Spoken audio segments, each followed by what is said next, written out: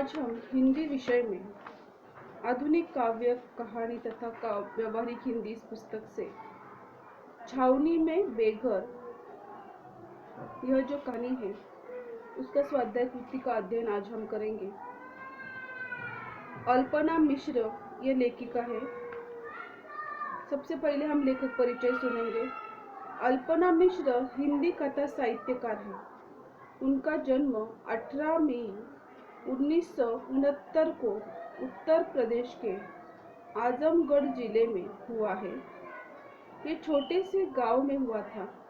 इनका जन्म ऐसे परिवार में हुआ था जहां किताबें चारों तरफ थी। वह बचपन से ही अधिक से अधिक पढ़ने की कोशिश किया करता था। इन्होंने गोरखपुर विश्वविद्यालय से एमए तथा बनारस हिंदू विश्वविद्यालय से वाराणसी से पीएचडी की उपाधि प्राप्त की। भीतर का वक्त, छावनी में बेघर, कब्र भी कैद और जंजीर भी, स्याही में सुरखाब के पंख, अनियारे, तलछट में चमका आदि इनकी प्रसिद्ध रचनाएं हैं। उन्हें अपने लेखन के लिए शैलेश मरियाना जी स्मृति सम्मान, परिवेश सम्मान, रचनाकार सम्मान, श्री शक्ति सम्मान आदि पुरस्कार से सम्मानित किया जा चुका है। उन्हें प्रेमचंद स्मृति कथा सम्मान, वनमाला कथा सम्मान से पुरस्कृत किया गया है। वे फिलहाल दिल्ली विश्वविद्यालय के हिंदी विभाग में एसोसिएट प्रोफेसर के पद का कार्यरत है और साथ ही कहानियां तथा उपन्यास लिखा करते हैं। पाठ का सार। अल्पना मिश्र द्वारा लिखित छावनी में बेघर कहानी फौजी के जीवन और उसके परिवार के यहाँ स्पष्ट किया गया है कि फौजी युद्ध पर जानते हैं उनके पीछे उनका परिवार किन किन मुसीबतों से गुजरता है, किन किन मुसीबतों का सामना करता है। प्रस्तुत कहानी में कारगिल युद्ध में गए फौजियों के परिवार की त्रासदी का चित्रण यहाँ पे किया है। जो फौजी अपने देश की रक्षा के लिए अपने गांव, अपने परिवार से दूर रहकर युद्ध में शामिल होते हैं, उन फौजियों के परिवार को छावनी से मकान करने की ऑर्डर देते हैं कि जिस तरह से जो फौजी परिवार में जो लोग रहते हैं और वो अभी अपने परिवार से वो फौजी दूर है तो उनके परिवार को मकान खाली करने की ऑर्डर देते हैं। यदि दिए गए अवधि पे मकान खाली न किए गए तो उन मकानों का किराया वसूल करने की वो लोग धमकी देते हैं। किराया भी इतना कि फौजी की आधी तनख्वाह से भी अधिक। फौजी के परिवार वालों की सिविल लाइन में मकान ढूंढने के लिए मजबूर किया जाता है कि तुम अभी यहाँ से मकान खाली करो और दूसरी जगह पर तुम मकान देख लो। ऐसे परिस्थिति में वो अपने रोज के दिन का गुजारा बड़ी ही मुश्किल से कर पाते हैं। लघु उत्तरी प्रश्न और दीर्घोत्तरी प्रश्न, ऐसे दो तरह के प्रश्न यहाँ पे दिए गए हैं। पहले लघु उत्तरी प्रश्नों में दो प्रश्न दिए गए हैं। छावनी में बेघर कहानी उद्देश्य स्पष्ट कीजिए। प्रश्न क्रमांक 2.41 दूसरा और 6 देखिए। प्रश्न दूसरा, छावनी में बेघर कहानी में विहित सैनिक के परिवार की व्याख्या स्पष्ट कीजिए। क्रमांक 2.39 और प्रकरण 1 देखिए। दीर्घोत्तरी प्रश्न में छावनी में बेघर कहानी की कथा वस्तु सुस्पष्ट की गई है। प्रास्ताविक। अल्पना मिश्र हिंदी की सशक्त कहानीकार है। इन्होंने अपनी कहानियों में स्त्री मन की संवेदना को स्पष्ट किया है। उनकी भाषा की ताजगी, विलक्षणता और साथ ही लोक रंग की उपस्थिति उनकी कहानी को अलग पहचान देती है। विशिष्ट शिल्प प्रयोगों तथा गहरे सामाजिक सरोकारों के कारण उनकी कहानी ने हिंदी जगत को नई ऊंचाई प्रदान की है। प्रस्तुत कहानी में हिंदी कथा जगत में सैन्य जीवन पर लिखी लगभग अकेली कहानी है जो बेहतरीन तरीके के सैनिक जीवन का परिचय कराती है। छावनी में बेघर कहानी की कथा वस्तु। छावनी में बेघर कहानी की कथा वस्तु निम्नलिखित स्पष्ट की गई है। एक सैनिक के परिवार की व्याख्या। कहा जाता है कि इतिहास जिन घटनाओं को बिसरा देगा, साहित्य उन्हें अपने दामन में समेट लेगा। शायद इसीलिए कहा जाता है कि बेहतर साहित्यकार वही होता है जो अपने लेखन में हाशिए पर धकेल दिए गए विषय को जगह देता है। प्रस्तुत कहानी में इस तरह से सैनिक के परिवार की व्याख्या में उन्होंने कहा है कि कहा जाता है कि इतिहास जिन घटनाओं को बसेरा देता है, उसको बसेरा देने के लिए साहित्य उन्हें अपना दामन में समेट लेता है। शायद इसीलिए कहा जाता है कि बेहतर साहित्यकार वही होता है जो अपने लेखन में हाशिए पर धकेल देने के लिए विषय को जगह देता है।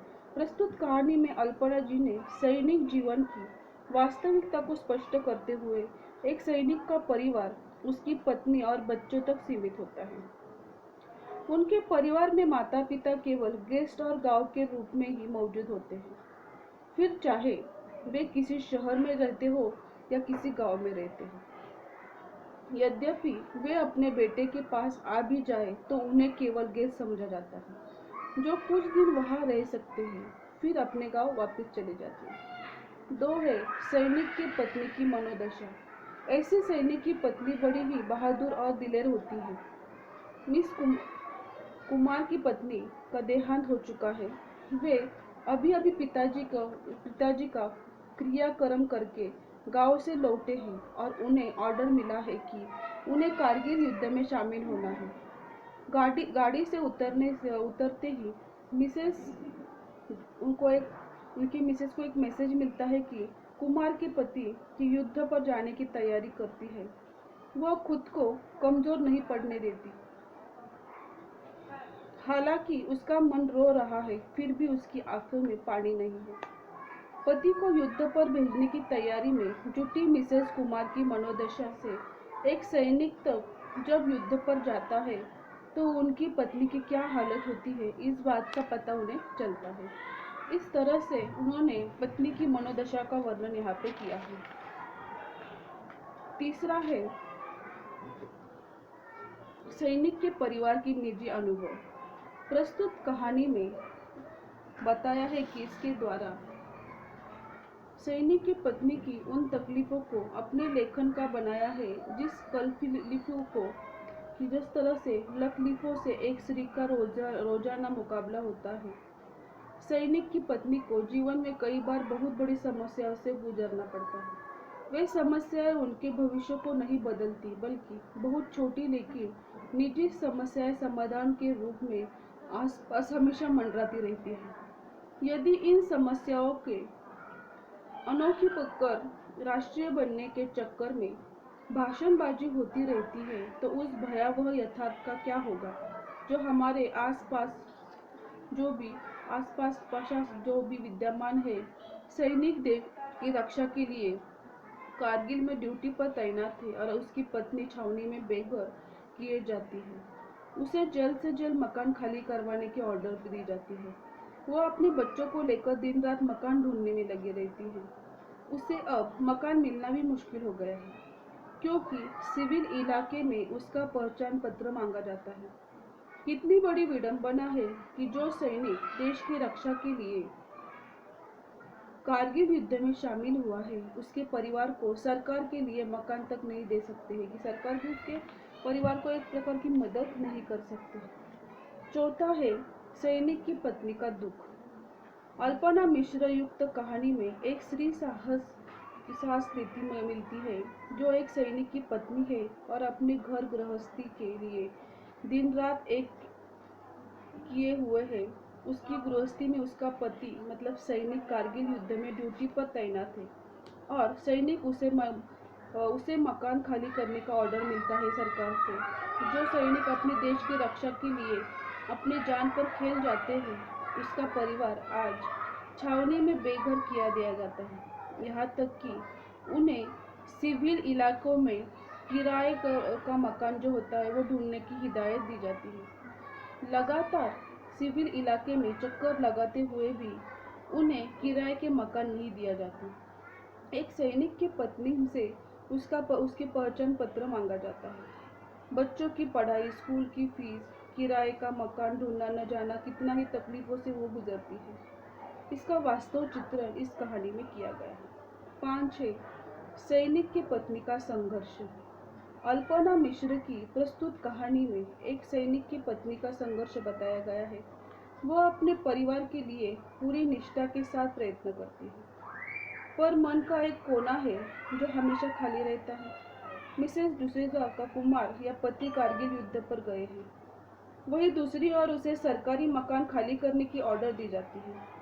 यदि दिए गए अवधि में मकान खाली न किया गया तो किराया वसूल भी किया जाने की धमकी दी जाती है। उस मकान का किराया 10,000 रुपये की वसूल करने की भी धमकी दी जाती है, जो कि उसके पति के आधी तनख्वाह भी नहीं है।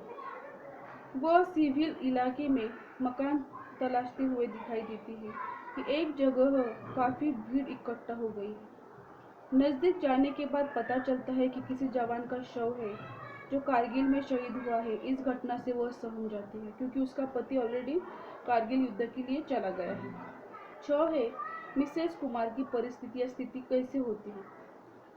मेजर कुमार को कारगिल जाने के लिए निकलना पड़ा, लेकिन कौन कहेगा कि वे चले गए हैं। अभी इस वक्त नहीं है, वे तो जैसे अभी अभी गए हैं। जरहा सा यह मोड़ तक चले जाएगा। यद्यपि मेजर कुमार कारगिल पर गए हैं, लेकिन पूरा का पूरा घर वैसे ही वैसे पड़ा है। उनकी जो यादें हैं वो एक तरह की सिमटी हुई यादें हमें दिखाई देती है, जैसे कि जूतों के निशान तक फर्श पर पड़े हैं। कौन कह सकता है कि पुराने हैं। मिसेस कुमार वहां से पोछा नहीं लगाने देती, क्योंकि जूतों के निशान उन्हें अपने पति के वहां मौजूद होने का एहसास लगाते हैं। वह चाहती है कि निशान हमेशा के लिए वैसे ही रहे। निष्कर्ष यह है कि इस कहानी में उपयुक्त जितनी सारी बातें हैं, वो सब बातें जो है वो विवेचन के साथ स्पष्ट की गई है कि प्रस्तुत कहानी में लेखिका ने सही सैनिक जीवन का यथार्थ चित्रण यहाँ पे किया हुआ दिखाई देता है। प्रश्न 2 है, छावनी में बेघर कहानी की समीक्षा कीजिए। साहित्यकार जीवन वातावरण में पलता बड़ा होता है। वह उस वातावरण को अपने साहित्य में जीवंतता प्रदान न करता है। प्रस्तुत कहानी में लेखिका ने एक सैनिक के जीवन को यथार्थ चित्रण स्पष्ट किया है। साथ ही कहते हैं कि सैनिक के परिवार के संघर्ष को भी यथार्थ के साथ उभारा गया। छावनी में बेघर कहानी की समीक्षा। एक कथा वस्तु। अल्पना मिश्र द्वारा लिखित छावनी में बेघर कहानी में एक सैनिक के निजी जीवन और उसके परिवार के संघर्ष की कथा कहानियां स्पष्ट की है। मिसेस कुमार और मिस्टर कुमार एक खुशहाल जीवन जीते हैं। उनके प्यारे से 2 बच्चे हैं। फिर एक दिन उन्हें कारगिल युद्ध में जाने के लिए ऑर्डर मिलते हैं। वे अपने कर्तव्य पूर्ति के लिए कारगिल में शामिल होने निकल पड़ते हैं। मिसेस डिसोजा पूरी हिम्मत के साथ उन्हें युद्ध के लिए विदा तो करती है। वह उनके जूते के निशान तक पहुंचना नहीं चाहती। शायद वो उनकी यादों के तौर पर वो वहाँ पे रखना चाहती है। वह एक दिन मिस्टर कुमार के रास्ते की ओर टकटकी लगाती बैठी थी। एक दिन उसके हाथ में फ्रीडम ब्रांच की एक चिट्ठी पड़ती है, जिसमें उन्हें मकान खाली करवाने की ऑर्डर मिलती है। वह सिविल इलाके में मकान ढूंढने की पूरी कोशिश करती है, लेकिन देश की रक्षा करने में वह अपनी जान जोखिम में डालकर सीमा पर तैनात लेखक में सैनिक की पत्नी को सिविल इलाके में मकान पाने के लिए पहचान पत्र जरूर मिलता है। इस कारण उसे सिविल इलाके में मकान नहीं मिलता। एक दिन एक जगह भीड़ इकट्ठा होती है।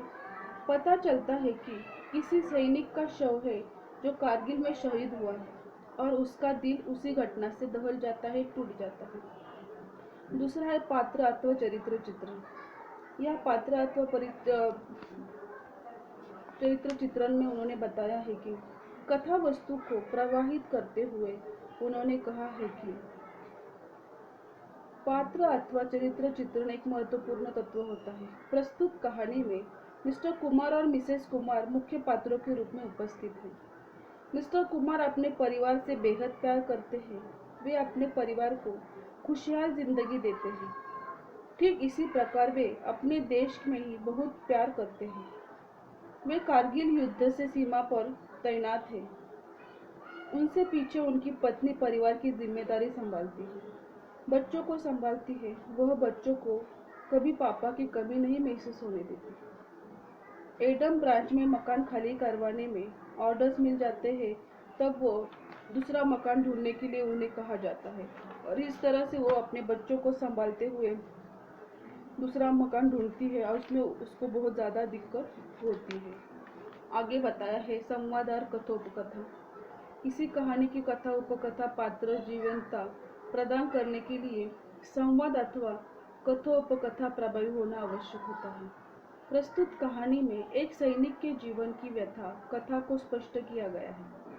मिसेस डिसोजा की कुमार की कारगिल युद्ध में जाने की तैयारी हो गई है। कुमार जो है मिस्टर कुमार कहते हैं, तुम तो बहादुर हो। मिसेस कुमार और मिस्टर कुमार से कहती है, मैं रो नहीं रही हूँ। बल्लूरपुर चौराहे के पास किसी ने एक खाली घर बताया था, वही देखने निकली थी मिसेस कुमार। बच्चे भी साथ में ही थे। वही कुछ दूर पर उन्हें भीड़ दिखाई दी तो उसने देखा था कि वहाँ पे एक जवान कारगिल युद्ध से ही उसकी मौत हुई है। इसलिए वो घटना से वो थोड़ी सी हिल गई, उसमें एक प्रकार का दुख भर दिया, निराशाजनक उसको जीवन में आ गई। देश काल तथा वातावरण में सब दर्पण दस्तावेज है कि अंततः साहित्यकार अपने आसपास के वातावरण को अपने साहित्य के माध्यम से यथार्थ प्रदानता करते हैं। अल्पना मिश्र के पति फौज में है। अंततः उन्होंने अपनी कहानी के द्वारा सैनिक जीवन का वास्तव चित्रण किया है। कारगिल युद्ध में सीमा पर तैनात सैनिक के जीवन का वास्तव चित्रण लेखिका लिखती है। एक लेफ्टिनेंट के शरीर के टुकड़े पाकिस्तान ने लौटा दिए हैं। वायुसेना का पायलट नचिकेत अपने संघर्ष में कामयाब हो गए। 10 सेक्टर के कर्नल सफेद राजमा नहीं ला पाए। एक खूबसूरत कैप्टन माउथ ऑर्गन बजाते हुए शहीद होकर बहादुरी का प्रतीक दिखाता है। इस कहानी में जो भाषा शैली दी है वो बिल्कुल ही स्पष्ट ऐसी है।